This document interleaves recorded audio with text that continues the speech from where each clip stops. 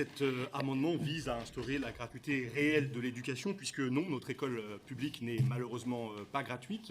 Le coût de la scolarisation représente une dépense importante pour les familles, qui va de quelques centaines d'euros pour un élève de l'école maternelle à plus de 1 500 euros pour un lycéen de la voie professionnelle. 52% des familles déclarent être sollicitées pour acheter des fournitures scolaires et 26% d'entre elles disent être en difficulté pour le faire.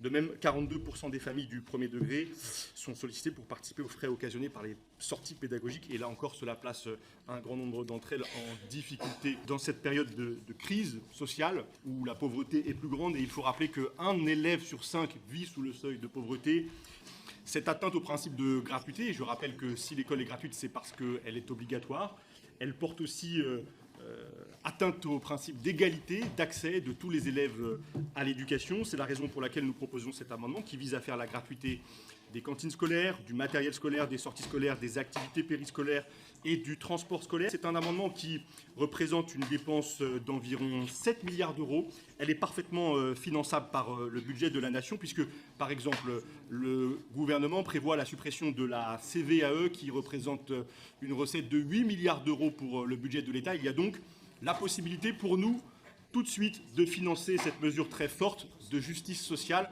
et profondément républicaine. Nous n'y sommes pas favorables. Bien sûr, nous comprenons la difficulté dans laquelle se trouvent certaines familles, mais nous voulons rappeler qu'un grand nombre de dispositifs existent déjà